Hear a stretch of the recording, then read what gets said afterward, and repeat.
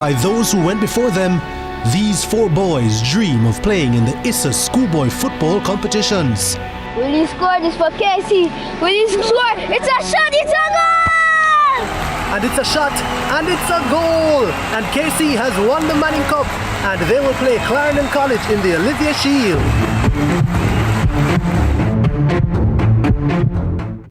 We in this together, you are not alone. The time by Sagicor is 7 p.m. CVM News at 7 headlines Thursday, brought to you by Guardian Life. Live secure, live easy.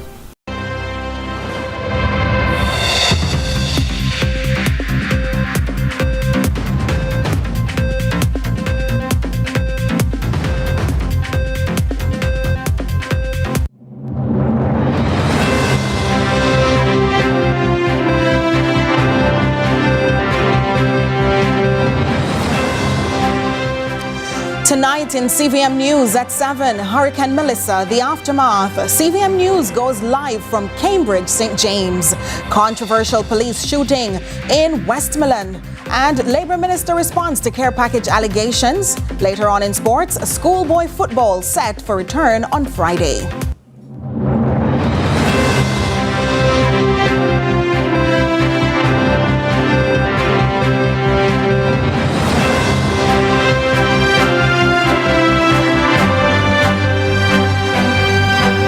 CVM News at 7 headlines Thursday, brought to you by Guardian Life. Live secure, live easy. Should critical illness strike, don't let worry fill your head. Say hello to happiness and goodbye to worry with Guardian Life's new Ultimate Provider Plan.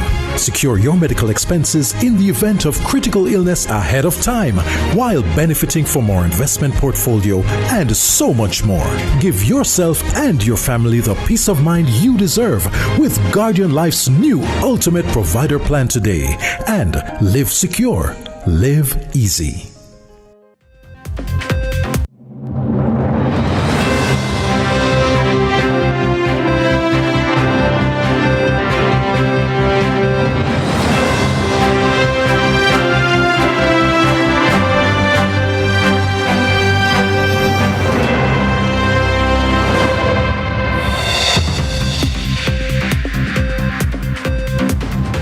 From Kingston, Jamaica, this is CVM News at 7. It's Thursday, November 27, 2025. I'm Nika Lewis. Thanks for joining us. And we now join our colleagues live on location in Cambridge, St. James for the latest on life and relief efforts after Hurricane Melissa. Nika Lewis, well, redundant and resentful. A group of Bahia principal workers in Runaway Bay, St. Anne are expressing displeasure with the management of the hotel. Now, those workers were made redundant and they were at the hotel today for the final time to collect their last paycheck. Here's Amoy Harriet with the CVM News exclusive. So I'm standing outside the Bahia Principe Hotel and Resorts here in St. Anne, and as you can see behind me, the gates to the main entrance are closed. The hotel announced recently a redundancy exercise for its employees because of an indefinite closure, which it says was triggered by reconstruction work that needs to get done. Now, Hurricane Melissa, the Category 5 storm, didn't trigger the reconstruction work, but it did, however, magnify the need for that reconstruction. Another example perhaps of just how severely tourism was hit by Melissa. A stone's throw away from Bahia's main entrance. Chaos. The crowd that you're seeing gathered here are contract workers from the Bahia Principe Hotel and Resorts. Dozens of them are here today to collect what is now left of what for a lot of them were years of their livelihood. Now the money that they'll be signing up to collect today is payment from November 16 until the end date on each of their contracts. Now a lot of the persons I spoke to so far told me that they've been here since morning in the hot sun with little to no communication from the hotel management. A lot of us some people are dependent on it and this will work. But since what happened now, there are lots of people probably head are hurting them, thinking about lots of things, no other work. Because me and my person, I try several other work. I don't get through that yet. So there's several things bubbling in our head right now and so forth towards what take place and what's going on right now. Even during the storm, they make it work. We then give you for pay and nothing because we have to wake up out of our bed from 3 o'clock in the morning, stand up on our foot till much o'clock in the night, work, cook, because I'm a chef, and turn up for the whole time and so forth. So we don't get no benefit from it, no benefit from it, and no clear package, nothing at all, not even if you say, all right, my staff, I appreciate for what you do for us, so here is something, nothing at all, and give it, they don't treat me like a puss and dog. Paul Copeland was working at Bahia for 10 years. It's rough. That's why I always say the Ministry of Labor should have intervened, because you shouldn't be working at a place 10 years and not getting staff. I mean, nothing to get. All they're going to give you is just the contract, the rest of the contract that you have leave, and that's it. You just have to just go and start all over again. So it's been almost a month since Melissa hit. What's next for you in terms of employment? Well, I'm not sure. I just I drop off some application and I'm just hoping that something may come up, you know. Imagine storm come and not even a care package, the staff them not even get. Only thing we out here in the sun waiting to sign some papers to get a little dollar and nothing else.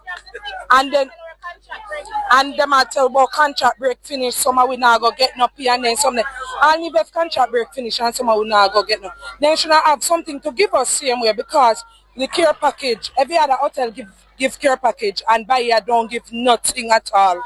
Nothing at all. We wasted our years. Some of we there here for 17 years, not even staff then don't get. And we down here and we wasted our years. This is just like a waste with years down here. We don't nothing at all. And I don't care no more, because guess what? I'm not working here no more, so I'm free to talk. And I don't care no more. Come on, Bahia have us like slave down here. How do you feel about the closure of the hotel? Well, it affects everybody.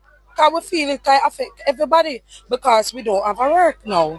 We're home. Some of us live in a rent house and stuff. So what we expect would have feel away. Have to go all the town, go do MRI and support, and the lawyer want to tell me, say, this and that and this and that. Miss, there's no benefit, miss. Them are giving me, and you know, I got some miss. Right now, my back damage, right now, I can't go to go do other red work because the pain in my back. The doctor said me have to ease off I work for now. And upon them work in the fridge, the whole shelf them packed down for me in the fridge and so forth. And now, by here don't call me and say, you want sweet here or here, since money here if you go buy some painkiller and so forth. Me call them 24 hours and tell them, yeah, and what they want to say to me that I'm a contract worker. Amoy Harriet ending that report there. That's CVM News exclusive with hotel workers from the Bahia Principal Hotel. That redundancy exercise taking place. Amoy, some very raw emotions there being expressed by those workers today. Absolutely. Gio, being on the ground and actually hearing from these persons. Like I mentioned earlier, we have heard about this story earlier this week, but actually being on the ground and speaking to the workers, speaking to the employees, majority of it, or all of which that the viewers would have seen in the story just now, were contract workers, how their entire lives have been disrupted because of this redundancy exercise. For a lot of them, they don't know what's next. They're sending out job applications, no idea as to what may happen next week, next month. And you know, it was, like you mentioned, raw. It was real. There was a lot of tension. There was a lot of anger in some instances, like our viewers would have just heard a while ago. You know, some of them would have been at the hotel for over a decade, and they haven't been on staff, and so they're leaving the resort without certain benefits. Yeah, but you didn't just stop at speaking with the workers. You also spoke with the trade unionists who represent some of the workers at the Bahia Principal Hotel. Yes, we did put the issue, and that is Senator Cavan Gale, who is the president of the Bustamante Industrial Trade Union. We put the issues to Senator Gale, and this was his response. On Tuesday night, we were made aware of a communication that was sent to employees who are on fixed-term contract, inviting them to come and sign as closure to their contracts. At Wednesday's meeting, we have raised concerns about it. We thought it as being premature because we're still in dialogue with the business around the intended separations. In relation to those being on contract for up to a decade, we would have, during many negotiations, represented those issues and were successful in getting some of them moving from fixed-term contract to permanent. And I am making this call again that we need to put legislations in place to protect workers against the precarious, unfortunate nature of fixed-term contracts. In regards to reports of an employee being injured on the job, that situation should have been one that, in the first instance, the hotel has a fundamental duty, if reported, for an investigation to be done and the necessary support. I assume that that may have been a non-unionized employee or someone on fixed-term contract, and I'm encouraging that individual, whatever it is, report the matter to the Ministry of Labour. That was the voice of Senator Cavan Gale, the president of the BITU, ending that report from Amoy Harriet. Shifting gears a little bit now, garbage galore is what Akeem Orit saw today. Tell us about your next report coming up right now, Akeem.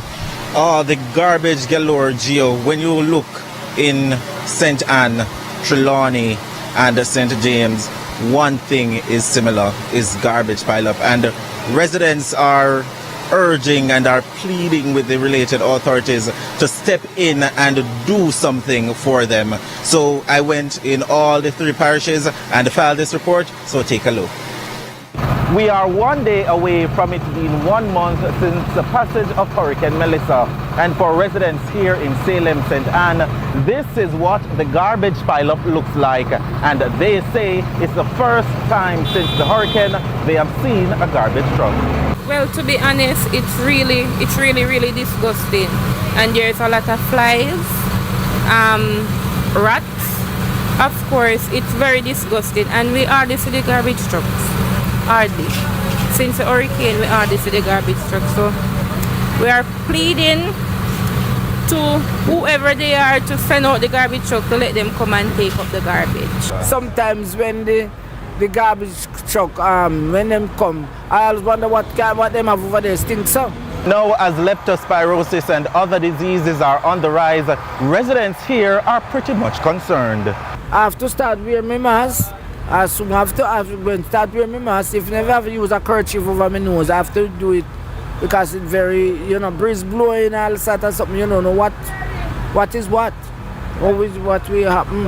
As you see, we're open up to the garbage. We're guys digging and we're inhaling. But by the end of the day, we get injection and all, so we're not really gonna catch any of those things. But we're concerned very much about leptospirosis. Now we're here in a section of salt marsh called Wharf in Trelawney. And by the looks of it, just mere meters away from the mangroves, there is this garbage pileup right behind me. And by the looks of it, it seems garbage truck has not been seen in this area since the passage of Hurricane Melissa. After the storm, we see garbage. We just have to burn what we can burn. Because no garbage truck no come around here. And the whole place in a deplorable condition. This place right now, water always run, go and see for the main road, see black up there. One resident says the Salt Marsh Primary School that was to be reopened could not be. School, there is no garbage collector from when, and the amount of garbage is down there, one truck cannot carry it. Here in Barrett Hall, St. James, more of the same. And in this garbage pile up, even a dead dog. The garbage situation is a big problem, man. It brings a lot of rats and roaches and all this thing. I have a few restaurants about the place and supermarket that carry food and all of that. When the rat and roach and something crawl upon the thing there, where you going, you can definitely happen to your health. Your health come first, and sometimes you go to the hospital when you get certain disease or whatever, I go to the hospital. You go, the pandemic, you know. While residents have expressed concerns about the slow pace of garbage collection, local government Minister Desmond McKenzie is urging patience, noting the health of garbage collectors is at risk. People bawling, they don't see them. And where them there with the truck. Remember, we have to ensure that they have the adequate gears to go out there to collect this level of waste. It's not the normal commercial or residential waste we're talking about. And I'm saying to the country, treat these men and women with respect. Now, as cleanup efforts continue across the island, frustrated residents say the stench has become unbearable and are urging the related authorities to act swiftly. Reporting from Montego Bay, St. James, parishes from St. Anne, Trelawney, and also here in St. James. You are now joined by the Mayor of Montego Bay, Richard Vernon. Mr. Vernon, you've been doing a lot, but a lot still needs to be done. Chief of that garbage collection, serious concerns coming up here to Cambridge as well. I'm sure you'd have seen some of the uncollected garbage. Yes, we do have waste management challenge at this point in time, but I'll separate it in 3 sections. But before I tell you what the sections are, I'll tell you what the reality is. We have been trying to keep up with the collection because we have been heavy hit where our units are concerned. Not making an excuse, just telling you the reality. So when you say heavy hit where your units are concerned, I mean the actual garbage trucks? That's right, the compactor trucks, not the tippers. What happened to them? So we, in preparation for hurricanes, we pre-positioned trucks at the Catchinall Stadium. The Catchinall area was flooded, including 6 compactor trucks, and the crane that PM has. In terms of responding, following that... so how many of those trucks were damaged? 6. Right, so in terms of responding, following that challenge, we had to get some support from Kingston. They sent down 10 units for a day and returned them to Kingston following. And we have been trying as best as possible to work on the ones that were damaged. And most of them are up now. I believe 2 are still down. And as a result, we have been reaching now into some of these communities, the larger ones. So for example, the Bogue Village community, sections of Ironshore, sections of Westgate Hills. We have been pinned down in Catchinall and West Green for 24 days. And we now are moving to scale up the operation where garbage collection is concerned. Tomorrow, we'll be getting 10 additional units from our neighboring municipalities. So we will have 17 moving across St. James to pick up. But they have other challenges, such as accessing some areas. Even today at our EOC meeting, one of the challenges raised was... And by EOC, that's the Emergency Operations Center created just before at the head of Hurricane Melissa. That's correct. And in accessing some of these communities, especially the more remote ones, you have light posts halfway, wires halfway across the road, so big units can't pass. Same thing with water trucks, same thing with fire, same thing with the garbage trucks. So that has posed a challenge. Now, the 3 types of garbage that we've been looking at and have been organizing ourselves around collecting. First one is the domestic waste, and that one is the direct responsibility of the compactor trucks. And that is where we will have 17 tomorrow to ramp up the operation across the municipality. 17 compactor trucks will be here tomorrow to kind of help with the clearing of what we call domestic waste. That's correct. And then we have the bulky waste, the old fridge, appliances, and we have had to deal with much of those since Melissa. And that we use the tipper trucks to deal with. Now the other one is the... Quickly, just before you move on, because it all sounds well and good, 17 will be coming and, spreading out across the municipality. In terms of how they will be spread across the parish now, because I know the garbage significant right across the area. Communities now, community members watching right now who may be using their phones on YouTube, they say, okay, I want to film come on my community. Where are some of the locations that will be attended to tomorrow? So we are not yet at the scheduling.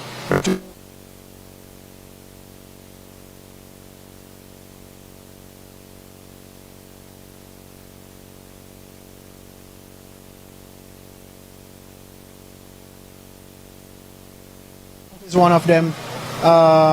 Bogue Hill is one of them, but I can't go through the entire list. But they do have a strategy working with, and they are being guided as well by the St. James Health Services. They work with the public health officers. Okay. We are almost out of time. Seriously, I have to put to you, Viewers, before we came on here, I played a clip for the mayor. We spoke with vendors in the arcade in Montego Bay, significantly damaged by Hurricane Melissa. But even before Hurricane Melissa, there was a fire, and some of them were expressing some displeasure with the response, even from before Melissa with the fire. Mayor, how do you respond to the concerns that the vendors are raising? I mean, it is one of patience, and they have been there for over 30 years. Yes? And over that period, they have had many fires. Several of them associated with arson, and some with shortage in the electricity connections and those stuff. And that is information coming from the Jamaica Fire Brigade. The information that is coming out of the market about the rebuilding process, we did have our stakeholder engagement. We presented the plans to them, but we have had challenges with funding that development. And since that time, we have been working with central government in Development Corporation to come up with some fund. We want to ensure that that area is developed and is a dignified area for a marketplace and to do business for small business operators. Entirely out of time, Mayor Vernon, but finally before we go, what are the next steps? What are you doing right now as a municipality to help with some of the restoration work in the parish? We're still doing care packages up to 80,000 now. Since day 30, 80,000. We're cleaning. We're doing, the third part now is the Melissa Waste, and we have allocated $51 million across the 17 municipal divisions across municipality to deal with the collection and clean up. Persons are still dumping over their walls, over the gates, so we have to be cleaning that as well. But we are dealing with garbage collection, shelter management. This is a shelter right here at the Cambridge Primary School. We're transitioning persons from shelters to from school shelters to community centers so that we can reopen schools. So it's a full-on response, and water is restored 65%, electricity 50%. Full-on response. Are also yes. Fully out of time. I've gotten a wrap-up signal from 2 minutes ago, but thank you so much. Montego Bay is open for business. Our people are getting back to work, and we are about 60% back in business. 60% back in business, Montego Bay. That's the word from Mayor of Montego Bay, Richard Vernon. Thank you so much for speaking to us, Mr. Vernon. That's all the time we have for you here from the Cambridge Primary School in St. James. It's back to Nika Lewis in studio. Thank you, Gio, and the team out there in Cambridge, St. James. But our news package continues in just a moment.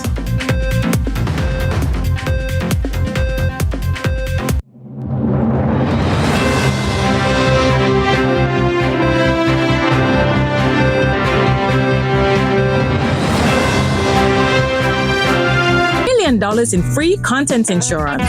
We've developed a free online calculator. So anybody in Jamaica, any homeowner can go on to BCIC online. You don't even have to be a BCIC customer, and it will give you a building value. When you update your home's rebuilding cost with our online calculator, you'll get $5 million in free content insurance and up to 12 months to pay your premium. If you're not insured, go get it now. Better to be safe than sorry. Issa Schoolboy Football is back. The storm has passed, but the spirit remains. This time it's bigger than football. CVM TV brings you a doubleheader from Waterhouse Mini Stadium. This Friday, November 28, the round of 16 continues with match day 2. In the opening encounter, Woolmer's Boys and Tivoli Gardens face off in a must-win for both teams. Kickoff is at 2 p.m. and Stats and Excelsior clash for a spot at the top of the group in the feature match at 4:15 p.m. Coverage is live and exclusive on CVM TV, CVM Television Jamaica on YouTube, and CVMTV.com. That's the return of the Issa Manning Cup, Friday, November 28. A doubleheader at Waterhouse Mini Stadium. Tivoli Gardens versus Woolmer's Boys at 2 p.m. and Stats versus Excelsior at 4:15 p.m. Where it all begins. The quest to become great. Inspired by those who went before them, these 4 boys dream of playing in the Issa Schoolboy Football competitions. Will he score this for Casey? Will he score? It's a shot, it's a goal! And it's a shot, and it's a goal! And Casey has won the Manning Cup, and they will play Clarendon College in the Olivia Shield.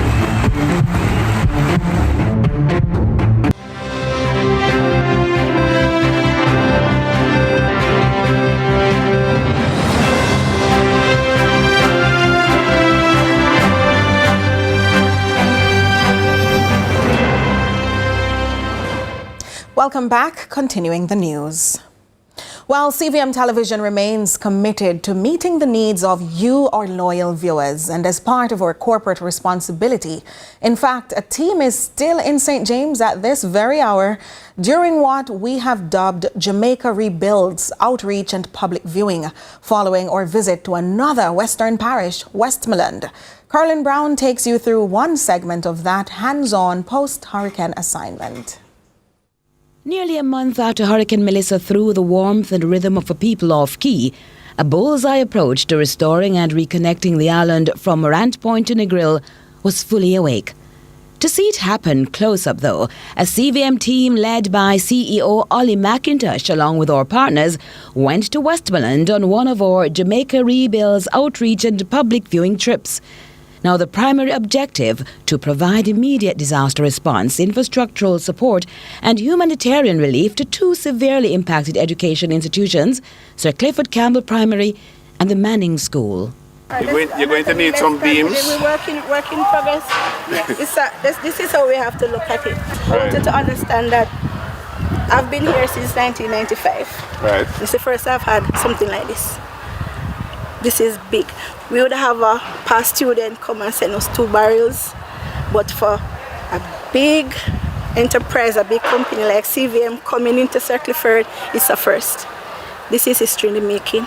Although music to the air, this opportunity to continue paving the future for our children was humbling. The school, which was one of the shelters in the parish housing 22 people with a safe place of abode temporarily, was itself battered. Melissa did to us what she did to most of our school family. Now, every building on the school compound was impacted. The canteen, the classrooms, and our newest roof up there, she took it off and put it on another roof, damaging that roof as well. The Canadian model that is there, it's also damaged. My office is underwater today. We are cleaning it out so we can start putting back things together. The children's bathroom, that was the first thing to go off, as my groundsman called to say, Miss Hamilton, the children's bathroom, the roof is in front of Mrs. Ruddock's class. Speaking of the students, many more wanted to join in the cleanup exercise, but their families were like nomads on the move, concerned though, like the staff, about this unscheduled break. The longer the children stay home, the greater the impact on their learning, and we have to ensure that our children rise, so it's best if we get them here for a few hours and send them back. That's what we intend to do. The building officer from the region came and did his assessment. We have some friends from Poland. Our chairman is from Poland, so we have a little group with a school, and they have sent a donation to us, but that's what we've had so far. On Friday, Ministry of National Security, they came here and they did a distribution of packages to the parents, and they also put that tarp on that classroom there. So far that's what we have. Close to 2,000 warm meals were served along with water and other baked products on the day. Meanwhile, our teams alongside MAC Squad Security got hands-on, removing damaged zinc sheets, dislodged steel beams and hazardous materials. The school's main office was covered with tarpaulin, with a commitment to help further with the recovery exercise. The projects are many, big and small. The journey to cover the lanes and the communities will take time, and the requirements may eventually get out of reach for many volunteers. But your trusted source for information and security remain constant. We saw the damage that Hurricane Melissa did, and we're just doing our part in terms of contribution, in terms of security, in terms of care packages. In any way that we can give back, we want to do it. And CVM, we want to make sure that we partner with the best, so we chose CVM. Carlin Brown, CVM News. More news at 7 right after this break.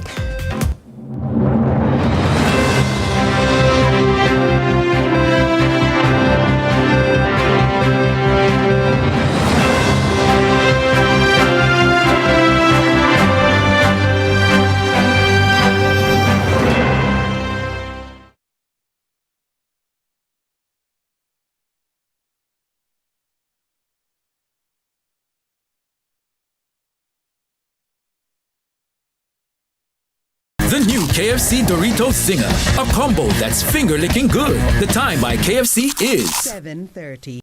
Our hearts go out to everyone affected by the recent hurricane. We're celebrating 138 years, and as a part of our commitment, the OEC is organizing a relief drive to help those in need. Your dreams don't have to pause. Your education is still within you. That's why we have extended the registration deadline for the May-June 2026 CXC examinations. Private candidates, you may complete your registration online, or you may visit any of our offices and complete the process using your credit or debit card. Because even in these challenging times, your future is worth fighting for. At the OEC, we hold firm in what we believe. Issa schoolboy football is back. The storm has passed, but the spirit remains. This time it's bigger than football. CVM TV brings you a doubleheader from Waterhouse Mini Stadium. This Friday, November 28, the round of 16 continues with match day 2. In the opening encounter, Woolmer's Boys and Tivoli Gardens face off in a must-win for both teams. Kickoff is at 2 p.m. and Stats and Excelsior clash for a spot at the top of the group in the feature match at 4:15 p.m. Coverage is live and exclusive on CVM TV, CVM Television Jamaica on YouTube, and CVMTV.com. That's the return of the Issa Manning Cup, Friday, November 28. A doubleheader at Waterhouse Mini Stadium. Tivoli Gardens versus Woolmer's Boys at 2 p.m. and Stats versus Excelsior at 4:15 p.m.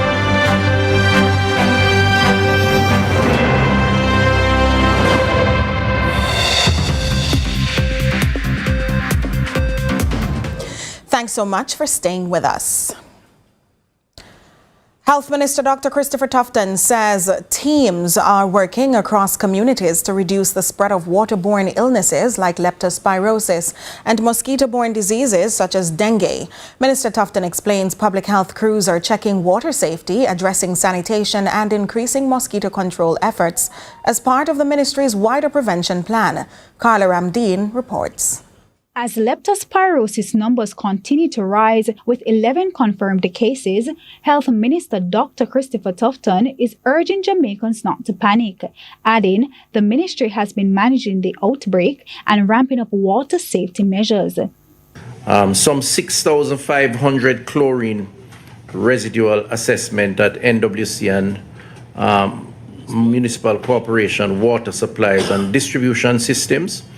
55% showing satisfactory levels of chlorination, and we are working with those agencies as part of the multi-agency approach to ensure that water coming through the pipes are drinkable and clearly protecting the health of the population. Public health inspectors are conducting community demonstrations on safe household chlorination using these supplies, and our public health inspectors are out in the field. The minister says the local health department is also addressing damaged sewage systems as part of routine prevention of leptospirosis and other waterborne diseases. In terms of excreta, local health departments continue to assess the excreta or toilet facilities, primarily within affected communities. These facilities include sewage treatment plants, water closets, pit latrines, and communal facilities. Special attention is being paid to communities impacted by flooding, resulted in damage to excreta disposal systems. So in the two most affected regions, there are some 142 sewage treatment plants, 93 or 65% of which are operational. And we, again, continue to work with the relevant authorities to ensure that these facilities are functional, and to the extent that they may not be, that they are not a source of contamination in any way. The health minister adds several communities have been identified for urgent vector control interventions. Dr. Tufton says fogging will be increased in affected areas to help curb the growing dengue threat on top of the ongoing leptospirosis cases. Currently, some 950 vector control workers are deployed by the ministry, 344 temporary workers, and 606 permanent workers. The ministry also provided the most affected parishes with equipment and machinery to bolster the response. So these include some 13 thermal foggers, 8 ULV machines, 15 drums of insecticides, 70 boxes of larvicides, and also spray pumps. So just an example of the deployment, the equipment, and some additional support to the effort at vector control. Carla Ramdeen, CVM News. The national epidemiologist has confirmed a significant spike in public health threats, specifically leptospirosis, tetanus, and dengue. As the country navigates a complex period of disease transmission, the update clarifies the specific communities most impacted. Crystal Williams has the details. Up to November 26, 2025, the Ministry of Health, via Principal Medical Officer and National Epidemiologist Dr. Karen Webster-Carr, has confirmed 11 more positive cases of leptospirosis, with 7 suspected cases testing negative based on PCR results. The testing format used to detect the DNA of Leptospira, the bacteria that causes leptospirosis. She says this brings the total number of cases for 2025 to 90, 51 pre-Melissa and 39 post-Melissa. Of the 90 for 2025, 21 were confirmed, 3 pre-Melissa and 18 post. We have had 14 leptospirosis related deaths, 6 of which have been confirmed. 4 pre-Melissa and 10 post-Melissa. She says most affected persons are aged between 20 to 29, as well as 60 years and older, and that the recorded deaths are all males. She also broke down the parishes most impacted by the outbreak. St. James continued to have the greatest number of cases, followed by St. Anne and St. Elizabeth. The confirmed cases, 18 confirmed and 10 deaths. Dr. Webster-Carr also reported that the country has low dengue activity. Spanning from the 8th to the 18th of November, all 39 results from tests taken confirmed negative cases. She also says the country remains in a normal regulated state as it relates to gastroenteritis, fever, and acute respiratory infections, though increased reports of tetanus have surfaced, with 2 cases reported, 1 proving fatal. Crystal Williams reporting for CVM News. The fatal shooting of 30-year-old motorist Bjorn Cody Ellis along the Landilo Main Road in Savlamar is taking another turn, as the passenger who was in the vehicle is now speaking out. Indicom has again been called to Westmoreland after police say Ellis sped toward an officer during a late-night spot check, prompting the fatal shot. Or reporter Omari Wilson has more on that story. The Independent Commission of Investigations, Indicom, was back in Westmoreland on Monday following the late-night fatal shooting of 30-year-old Bjorn Cody Ellis of Bath District in Burnt Savannah. Police say that around 10:20 p.m. on Sunday, a team from the Specialized Operations Branch was carrying out a spot check along the Landilo Main Road in Savlamar. A passenger who was inside the vehicle during the shooting alleges the real story has not yet been told. We see the blue lights flash